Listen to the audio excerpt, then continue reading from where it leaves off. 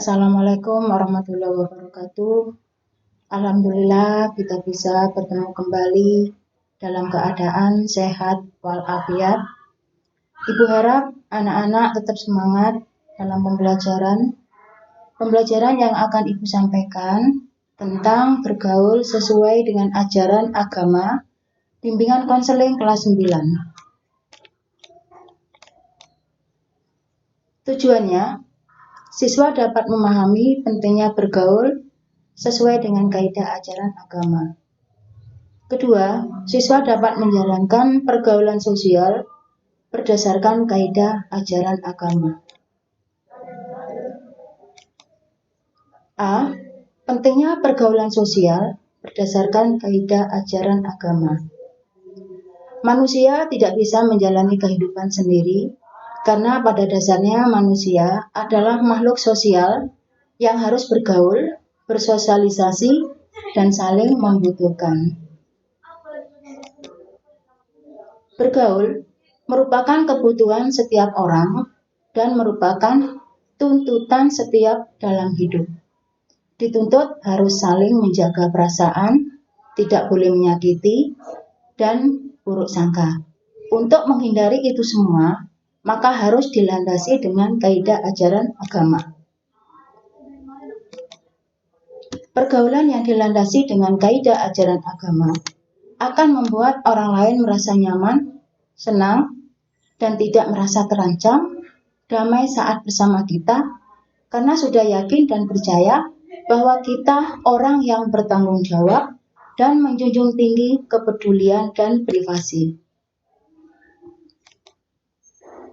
Agama mengajarkan kita untuk berbuat baik, penuh rasa kemanusiaan dan tolong-menolong terhadap sesama manusia, sehingga tercipta kerukunan hidup. Wujud dari kerukunan itu dapat dilihat dari pergaulan antara manusia yang serasi, harmonis, dan tulus ikhlas. Yang B. Menjalankan pergaulan sosial berdasarkan kaidah ajaran agama. Pergaulan yang berakhlak mulia dan berbudi pekerti luhur adalah pergaulan yang tidak bertentangan dengan kaidah ajaran agama, yaitu 1. Tolong-menolong. Tolong-menolong tentunya harus dilakukan dalam hal kebaikan, karena tolong-menolong dalam kejahatan dilarang dalam agama. Selagi kita bisa dan mampu, kalau ada orang lain yang membutuhkan bantuan, maka tolonglah.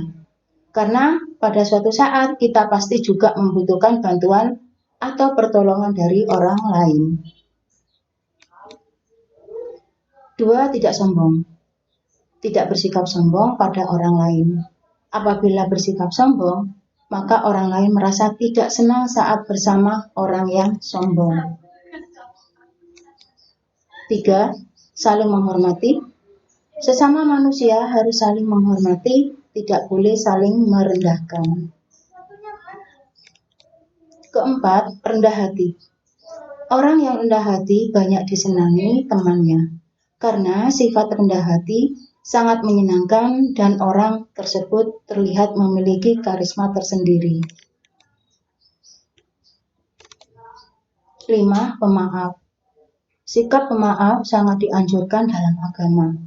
Jangan suka menyimpan dendam dalam hati, karena akan membuat hidup terasa berat. 6. Tenggang rasa. Dalam hidup ini harus punya sifat tenggang rasa atau tepo seliro, agar hubungan sesama bisa menjadi lebih dekat, akrab, dan saling mengerti. Tugas siswa kegiatan pertama, jawablah pertanyaan di bawah ini. Nomor 1, mengapa manusia disebut sebagai makhluk sosial? Yang kedua, apa yang kalian lakukan agar tercipta kerukunan hidup? Nomor 3, mengapa kita harus memiliki sifat pemaaf? Keempat, mengapa kita harus memiliki sifat tenggang rasa? Yang kelima, mengapa di dalam pergaulan harus dilandasi kaidah ajaran agama? Tugas siswa kegiatan 2, pilihlah jawaban yang sesuai dan tepat. Nomor 1.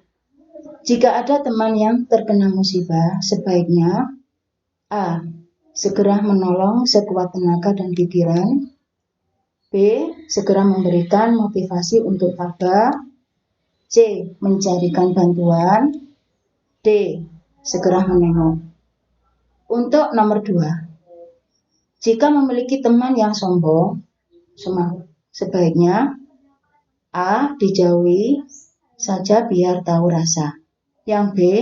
Biarkan saja, nanti lama-lama sadar sendiri. Yang C. Didekati dan perlahan-lahan diberi masukan. Yang D. Memanfaatkan kesombongan untuk keuntungan kita.